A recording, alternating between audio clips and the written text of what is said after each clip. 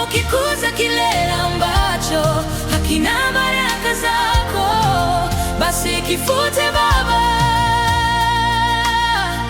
Mungu nakuomba Baba, ingia moyoni wangu, bisa mpaka ndani kabisa. Na kama ukikuta kile ambacho hakina baraka zako, basi kifute Baba. Baba, nisafishe kiburi na hofu, vunja minyororo